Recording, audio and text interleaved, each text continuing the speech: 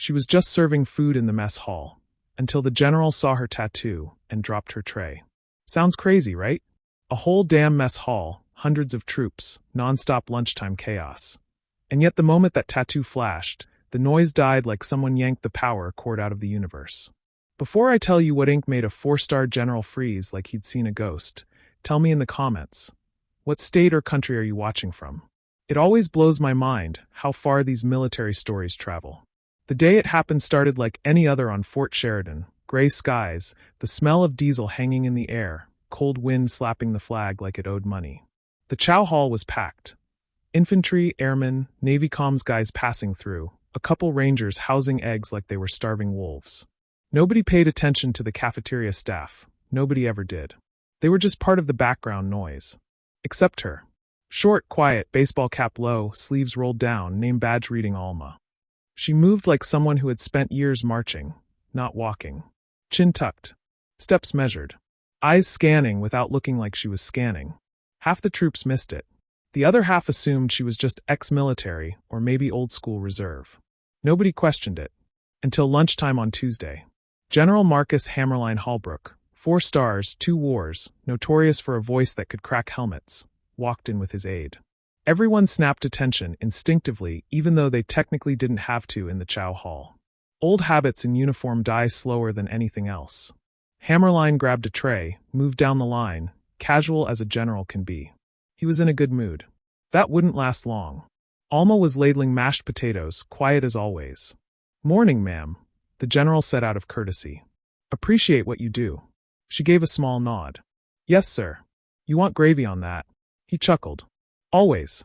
I burn through calories like a Bradley on full throttle." Everyone laughed. That's when Alma's sleeve slipped. Just an inch. Just enough. A glimpse of a tattoo. Not a pretty one, not decorative, not a flower, not initials. No. This was ink only a tiny, tiny group of people on Earth had the right to wear. A sharp black insignia formed of a skull inside a compass rose with a single diagonal slash behind it. The mess hall air changed. The general froze mid-sentence. His tray slipped. Clattered. Mashed potatoes detonated across the floor like a mortar. His aide blinked. "Sir? What? Where did you get that tattoo?" General Holbrook's voice dropped into a tone people didn't hear outside war zones. But Alma didn't look startled. She didn't look scared. She simply slid her sleeve back down. "Wasn't planning on anyone noticing, sir." Tables went silent. Even the friars stopped hissing, as if the universe leaned in to listen. "That tattoo," the general said, stepping closer, "is Spec Ghost. Task Force 09. That unit doesn't exist. Officially. And only 12 operatives were ever cleared to wear that mark." Her eyes didn't flinch. 13, sir." The general's face lost all color. A man at a table whispered, "Spec Ghost? Ain't that the squad that—" "Shut your mouth," his buddy hissed. Because everyone knew the rumors. A classified strike unit used only in operations so dark they weren't in databases. Missions scrubbed from existence. Operators with no official names. Most believed they were dead. Or ghosts. "Identify yourself," Holbrook demanded softly. Alma looked like she'd been waiting years for that line. "Alma Reyes. Former staff sergeant. Ghost designation Bravo 6. Last survivor of the Arash Valley extraction." Every spoon dropped. Every jaw dropped harder. The general staggered back a step. "But Bravo 6 died. The entire Valley Op was lost. No survivors. The reports.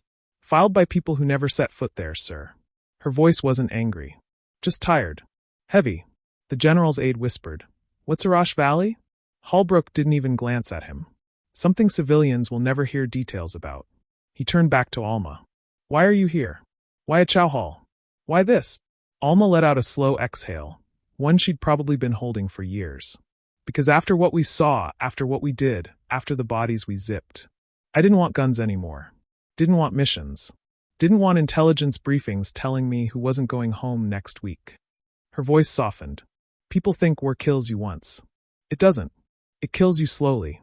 Piece by piece." Nobody in the mess hall moved. "So I came here," she said. "Serve something warm. Something simple. Something that didn't require a rifle." The general swallowed. "Reyes, we thought you were gone." "I was," she said quietly. "Not the way they filed it, but close enough." The general took off his cap. 4-star generals don't do that for civilians unless the moment matters. You deserve medals we can't legally print, he muttered. She almost smiled. Rather have peace, sir. A long silence. Then, why show the tattoo now? Didn't mean to, she said. Sleeve slipped. And if it hadn't, I'd still be Alma, the lady serving potatoes. The general motioned to his aide. Clear the room. Gasps.